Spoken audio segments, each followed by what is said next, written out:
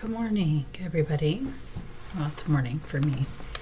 Don't know if it is when you're watching this, but hello.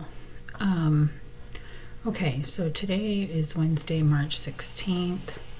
We're going to briefly talk about the readings and then discuss the crop test. Friday, March 18th is a work day, and it is a write in your notebook. Your rough draft of your research paper is due on Canvas on Friday. Because it's a workshop day and write in your notebook, we will not have class. I will send out an announcement and an email stating that we will not be having class on Friday since it's a workshop day and write in notebook. You were to write in your notebook over spring break, so you should now have 10. Most of you turned in 8 so far, so you should have 2 more. And like I said, Friday is a workshop day. Your rough draft of research paper, essay number 3, research assignment is due on Canvas. We have some conferences coming up next week. So Monday will be a peer evaluation, and then Wednesday and Friday we are going to have conferences. I will make the conference sign-up sheet public so you guys can sign up for that. You will be free to discuss Essay 2 or Essay 3, whichever you feel you need to do, whatever is best for you. Will be fine with me. If you have any questions, anything you need, okay, we will discuss. As far as Essay 2 goes, I'm going to go ahead and open everything up for you to resubmit if you would like. You can revise and resubmit. I have discussed in class going to the Writing Center for extra credit. You can gain an extra 20 points going to the Writing Center. All you have to do is make sure that they email me so that I am notified that you went, and you will receive that extra 20 points. You can use it for Essay 2 or Essay 3. Since so many had some trouble with Essay 2, I would suggest doing it for Essay 2, but that is up to you. And then if you need help with Essay 3, you can go again. You do not have to physically go into the Writing Center. You can do it online. They offer many, many options. You can do a Zoom. You can do a Google Meet, which is the same as Zoom. You can do it through text chat. You don't have to be on camera. You don't have to see somebody, but you do have to discuss your paper. They do need to be able to speak with you in some form, whether that be a text chat or just hearing your voice through Zoom or face-to-face, however you choose.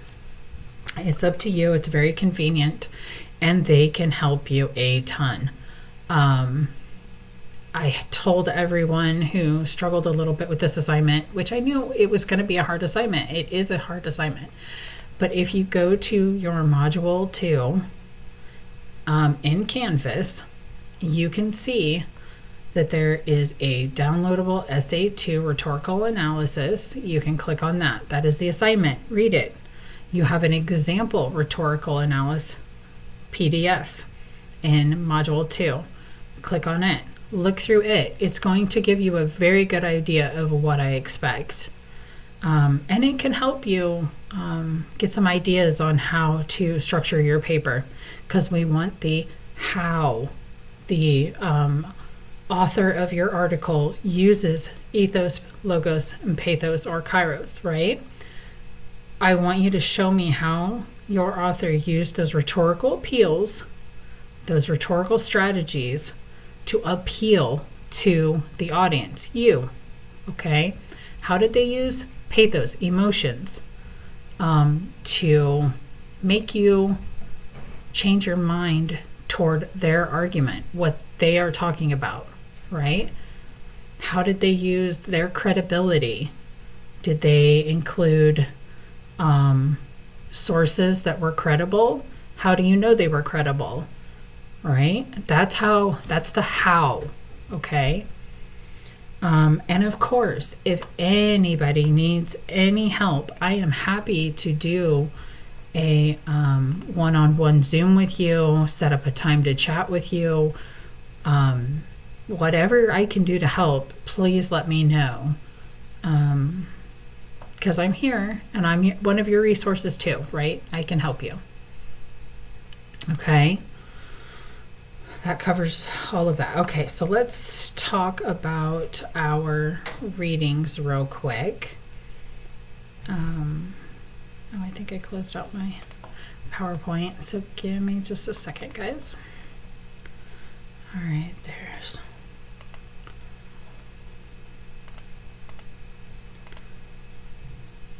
Okay, hopefully you can see.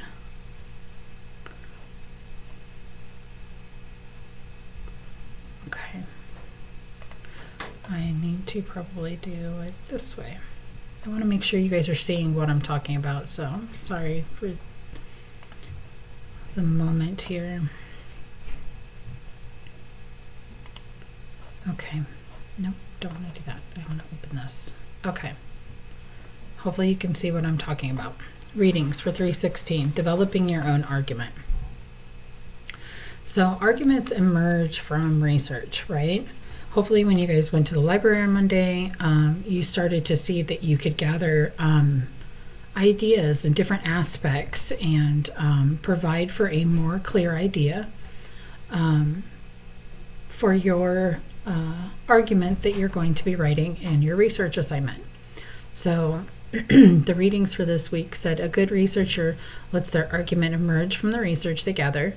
In this sense, you can think of an argument as a conclusion to the research process. You can gain a more clear idea, you can gain new aspects, and you can reach the best argument. I gave an example for what I'm talking about here. If we use COVID-19, as research changed, we went from sterilizing surfaces to learning it was airborne and masks were important. If you made the argument early in the pandemic that everyone should sterilize their groceries, then you were making the best argument you could for the research that was available, right? As we learn more, our arguments must change and adapt, right? I briefly talk about writing a thesis statement. This was discussed in ballpoint. Thesis statement is where you represent your argument to your reader, which is me. Introduce our introduction so readers know what to expect to read. Don't make it overly simplistic. Be specific, not broad or narrow, and not overly detailed. No sources in your thesis statement. It can be more than a sentence with 3 points. And paper's main ideas detailed and precise.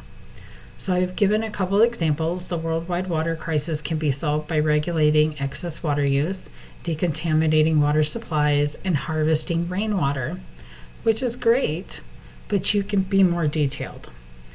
As the worldwide water crisis nears a tipping point, scientists are trying 3 important solutions.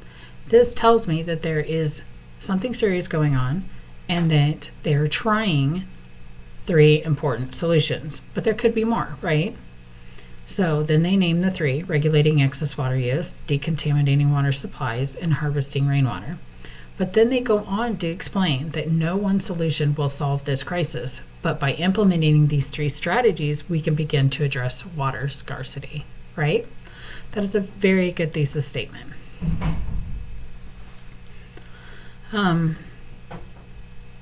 In the reading, it talks about statements that are too broad, too narrow, or just right. Global climate change is a big problem. That is a very broad. There is no, it doesn't give me enough details to really know what your paper is going to talk about, right? That is not a good thesis statement.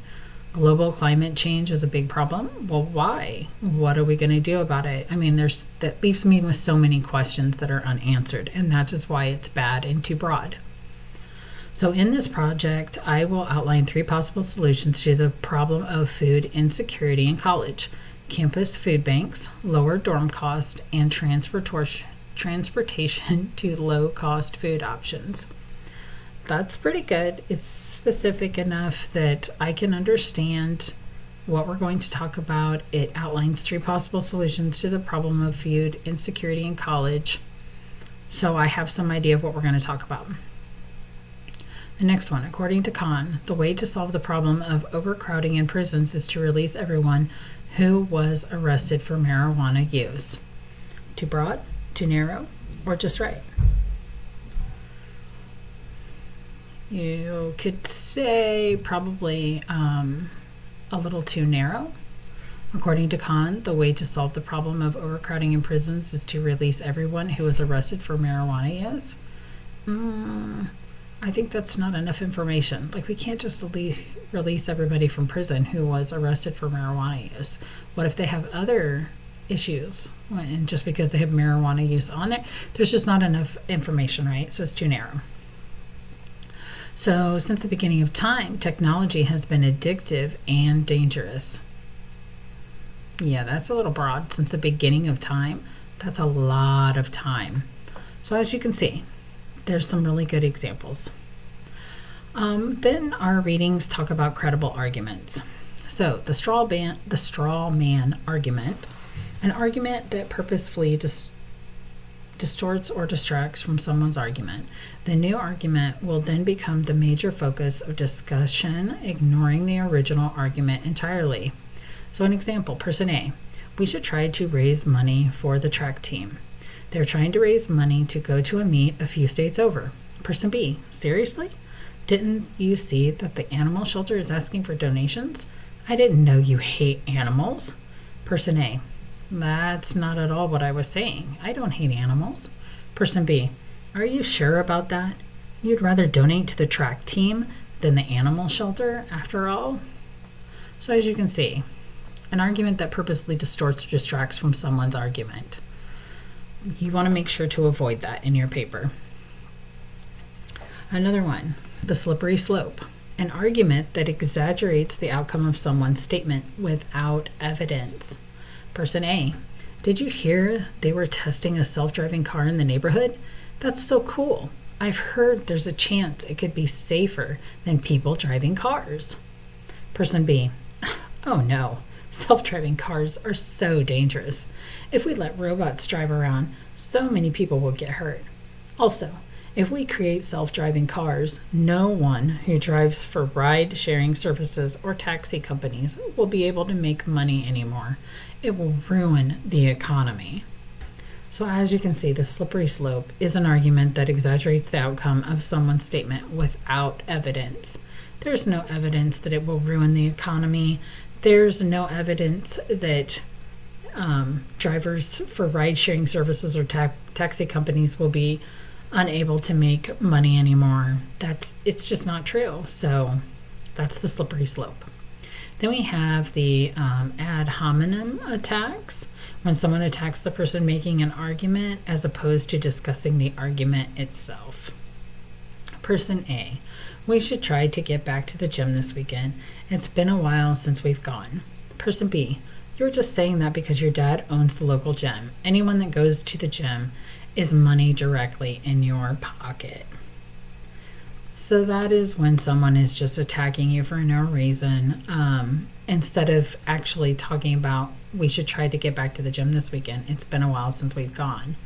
They are completely avoiding that and throwing it back on them, saying that all they want is money in their pocket, which is not true. Okay, guys, so we talk about credible sources. What signs would you have that it was credible?